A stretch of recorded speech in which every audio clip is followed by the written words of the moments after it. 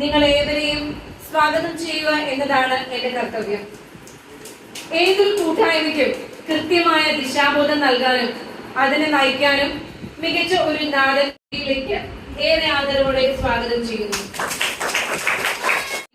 Recycle എന്ന ഈ ആപ്തവാക്യം എല്ലാവർക്കും നൽകുന്ന സന്ദേശത്തിന് വേണ്ടി സാറ് കേരളമെമ്പാടും സൈക്കിൾ യാത്ര നടത്തിയ ആളാണ്. സാറിനെ ഈ വേദിയിലേക്ക് ആദരപൂർവ്വം സ്വാഗതം ചെയ്യും. നമ്മുടെ ഈ പരിപാടിക്ക് ആശംസകൾ അർപ്പിക്കാനായി നമ്മുടെ പ്രിയപ്പെട്ട എന്തെങ്കിലും തരുവാനാണ് ഞാൻ വന്നിരിക്കുന്നത്. അല്ല, നിങ്ങളുടെ സുനിൽ സാറും ജിറ്റി ടീച്ചറും ഒക്കെ പറഞ്ഞ് എനിക്കറിയാം, നിങ്ങൾ നല്ല മിടുക്കരായ കുട്ടികളാണ്. നമ്മുടെ ശാസ്ത്രമേളകളിലും ഗണിതമേളകളിലും ഒക്കെ തിളങ്ങുന്ന നിങ്ങളിൽ നിന്നും എന്തെങ്കിലും ലഭിക്കുമോ? നിങ്ങളാണ് ഞങ്ങൾ എത്തിയിരിക്കുന്നത്. അതുകൊണ്ട് ഞാൻ നിങ്ങൾക്കല്ല പറഞ്ഞു തരുന്നത്, നിങ്ങൾ എനിക്കാണ് പറഞ്ഞു തരുന്നത്. നിങ്ങളൊക്കെ നേരത്തെ കുഞ്ഞായിരുന്നപ്പോ നിങ്ങളുടെ അമ്മമാര് നിങ്ങൾക്ക് ചോറ് തരാനായിട്ട് പറയാറുണ്ടായിരുന്നു, മോനെ നോക്ക്, മാനത്തേക്ക് നോക്കി അമ്പിളി മാമനെ കണ്ടോ എന്ന് പറയും. കാക്കേ പൂച്ചേ മാനത്തമ്പിളി മാമനെ കാട്ടി. മാമു ശബ്ദമാണ്, എന്ത് കൗതുകമാണ് കാണാനായിട്ട്. അമ്പിളി മാമന്റെ ചൂടാണോ പ്രകാശമാണോ സൂര്യന്റെ പ്രകാശമാണോ നിങ്ങൾക്ക് ഇഷ്ടം? എന്തുകൊണ്ട്? നല്ല തണുപ്പാണ്. പിന്നീട് ഒരു പപ്പട വട്ടമാകുന്ന അമ്പിളി മാമനെ കാണാനായിട്ട് എല്ലാവർക്കും കൗതുക. അന്നും ഇന്നും എപ്പോഴും അങ്ങനെ തന്നെ ആയിരിക്കും. എന്താണ് ഈ അമ്പിളിമാമന്റെ ഈ പ്രത്യേകത? എന്തുകൊണ്ട് അമ്പിളിമാമനെ ഇങ്ങനെ ചെറുതായി ചെറുതായി കാണുന്നു? എന്തുകൊണ്ട് വലുതായി വലുതായി വരുന്നു? എന്തുകൊണ്ട് അമ്പിളിമാമൻ ഇങ്ങനെ തിളങ്ങുന്നു? ആകാശത്ത് ഈ ചന്ദ്രൻ നോക്കി അനേകം കവികളൊക്കെ കവിതയൊക്കെ എഴുതിയിട്ടുണ്ട്.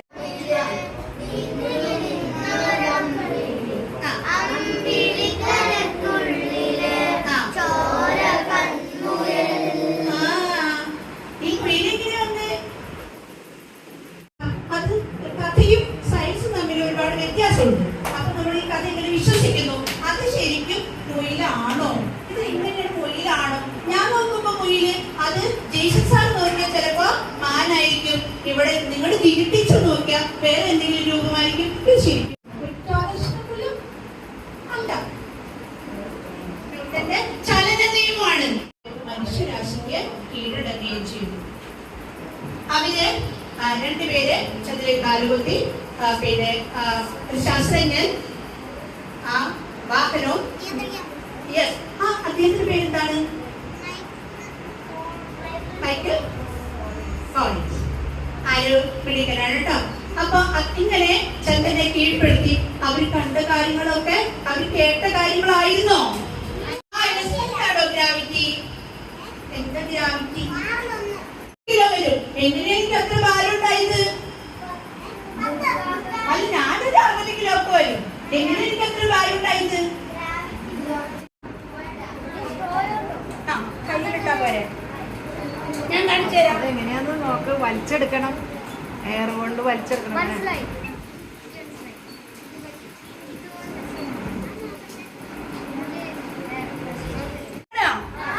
Ready 1 2 3 start. പെട്ടെന്ന് ചെയ്യണേ. നിങ്ങളെ പിന്നെ വിളിക്കാട്ടോ. ആരും കാണൂല, തൊട്ട് നോക്കിയാ മതി മോനെ.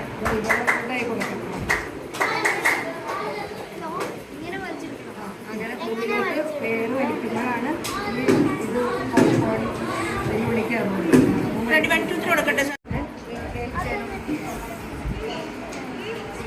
വലിച്ച്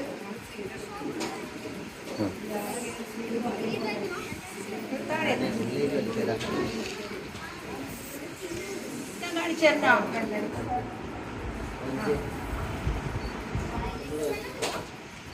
വലിച്ചെടുക്ക്.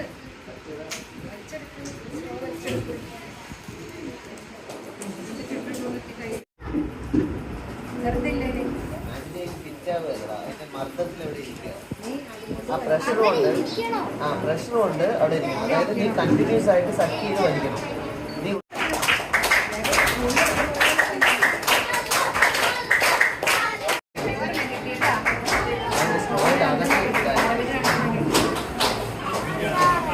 അടിപൊളി അടിപൊളി അടിപൊളി.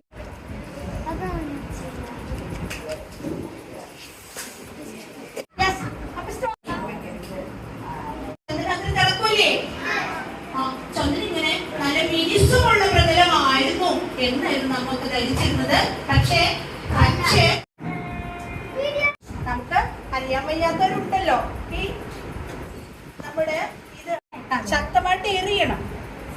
മോളിൽ നിന്ന് എറിഞ്ഞ് ഇനി അവിടെ ഒന്ന് പിന്നെ നോക്കിക്കേ, കുഴിയുണ്ടോന്ന്. ഉണ്ട്.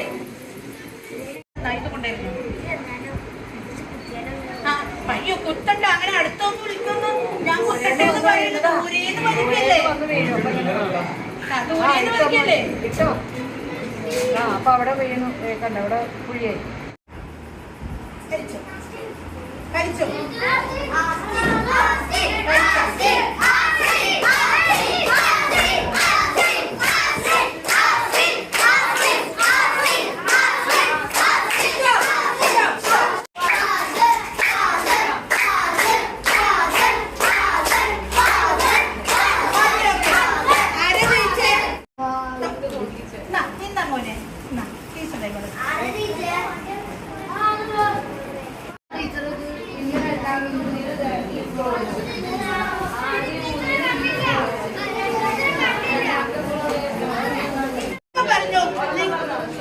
ബാക്കിലിരിക്കുന്ന കുട്ടികൾ കേൾക്കട്ടെ, അവരൊക്കെ പറഞ്ഞോ.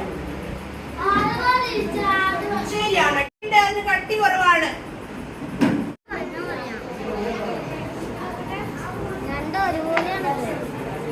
ശരി, സമ്മതിച്ചു.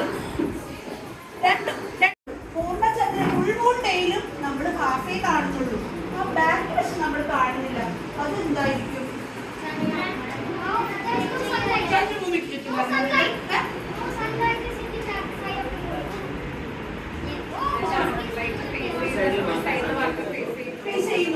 അത് നമുക്കൊന്ന് ചെയ്ത് നോക്കാം.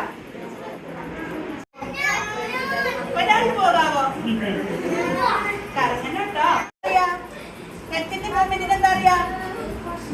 Yes, very good, rotation. ഇനി മൂണിനുള്ളിൽ എങ്ങനെ ഒരു മൂവ്മെന്റ്? മൂൺ എങ്ങനെ മൂവ് ചെയ്യും? ഇതിനെന്താ പറയാ? നോ, ഇറ്റ്സ് ഓൺ ആക്സിസിലാണ്, അതിന്റെ തന്നെ ആക്സിസിലാണ്. ഇറ്റ്സ് ഓൾസോ റൊട്ടേഷൻ, റൊട്ടേഷൻ തന്നെയാണ്.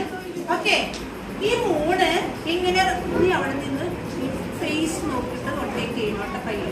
അപ്പൊ ഇവിടെ റൊട്ടേറ്റ് ചെയ്യും. ഫേസിലേക്ക് നോക്കണം, ഫേസിലേക്ക് കൈ കാണിച്ച് ഈ പയ്യ അടിച്ച്. റൊട്ടേഷനും കഴിഞ്ഞു. ഇവിടെ നിങ്ങൾക്ക് മൂണിന്റെ മറ്റേ ഓപ്പോസിറ്റ് ഫേസ് കാണാൻ പറ്റിയില്ലേ? ഇല്ലേ? അപ്പൊ ഇവിടെ എത്തി. അങ്ങനെയാണെങ്കിൽ ഒരു റൊട്ടേഷൻ കഴിഞ്ഞില്ലേ? ഒരു ഇവരുടെ ഫേസ് എപ്പോഴെങ്കിലും ഓപ്പോസിറ്റ് വരുന്നുണ്ടോ? ഇല്ല. ഉണ്ടോ? അങ്ങനെയെങ്കിൽ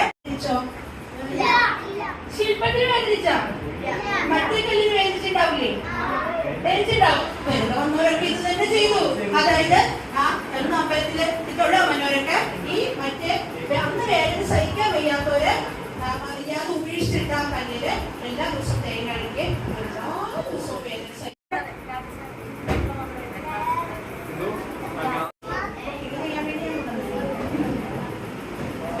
വെള്ളം തീർന്നു പോയി. വെള്ളം വന്നതിനകത്തേക്ക് നിറയട്ടെ. നോക്കാട്ടോ, ബാഗപ്പുഴയിലെ വെള്ളം വന്നോ?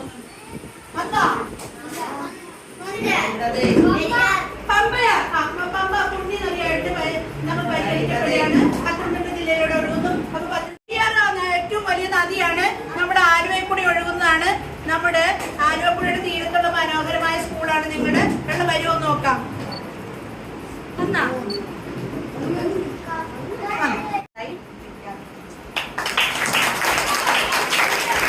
ചാന്ദ്രത്തിന്റെ സന്ദേശം നമ്മൾ കാര്യമായിട്ട്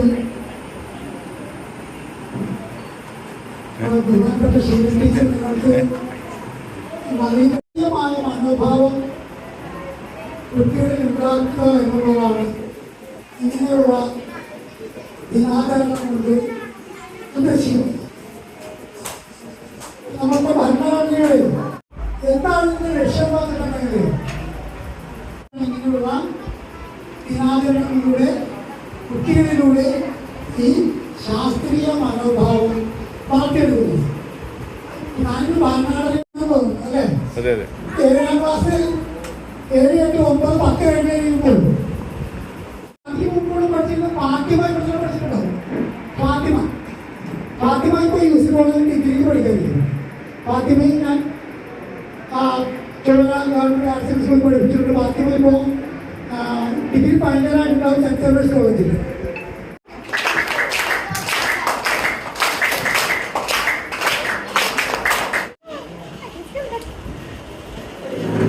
ടീച്ചറെ ഇരിക്കി.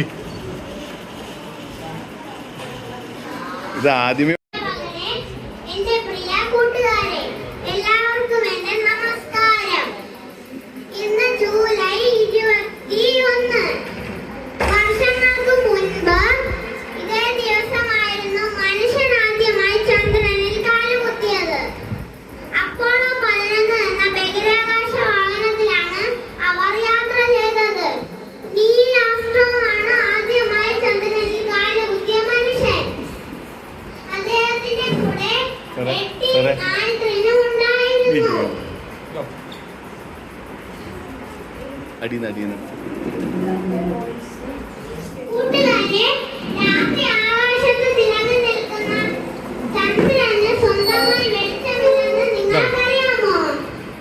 സൂര്യന്റെ വെളിച്ചമാണ് ചന്ദ്രനിൽ തട്ടി പ്രതിഫലിക്കുമ്പോഴാണ് ചന്ദ്രൻ തിളങ്ങുന്നത്. ചന്ദ്രനെ കുറിച്ച് കൂടുതൽ പഠിക്കാനായി നമ്മുടെ ഇന്ത്യയെ പേടകങ്ങൾ അയച്ചിട്ടുണ്ട്. അത്തരം വാഹനങ്ങളാണ് ചന്ദ്രയാൻ 1, ചന്ദ്രയാൻ 2, അതല്ലാതെ ഈയിടയ്ക്ക് വിജയകരമായി ചന്ദ്രനിലെത്തിയ ചന്ദ്രയാൻ 3. ഇത് നമുക്ക് എല്ലാവർക്കും വളരെ ബഹുമാനപ്പെട്ട കാര്യമാണ്. എല്ലാവർക്കും ചന്ദ്രനെ കുറിച്ചും ബഹിരാകാശത്തിനെ കുറിച്ചും പുതിയ ശരിയായ കാര്യങ്ങൾ പഠിക്കാനായി നമുക്ക് എല്ലാവർക്കും കഴിയട്ടെ എന്ന് ആശംസിക്കുന്നു. എല്ലാവർക്കും എന്റെ ചാന്ദ്രദിന ആശംസകൾ. നന്ദി, നമസ്കാരം. ബഹുമാനപ്പെട്ട അധ്യാപകരെ, പ്രിയ കൂട്ടുകാരെ, എല്ലാവർക്കും നമസ്കാരം. ബഹിരാകാശ ഗവേഷണത്തിൽ നിശ്ചയദാർഢ്യത്തോടെ ഇന്ത്യ ചന്ദ്രനെ തൊട്ട ആ അഭിമാന നിമിഷങ്ങൾ നമ്മൾ ഓരോരുത്തർക്കും ആവേശമാണ്. ആ ചരിത്ര നിമിഷങ്ങളെ 7ാം ക്ലാസ് വിദ്യാർത്ഥിയായ മുഹമ്മദ് ഫാസ് പ്രതീക്ഷകൾ നൽകി ചന്ദ്രനിലേക്ക് കുതിച്ച ചന്ദ്രയാൻ 2 വേഷമിടുന്നത്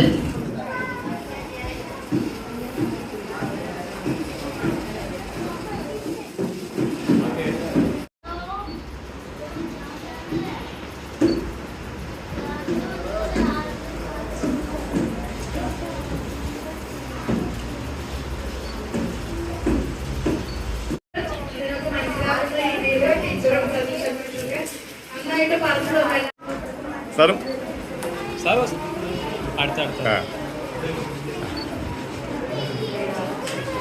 അടുത്ത് കൊടുത്തോ. Jason sir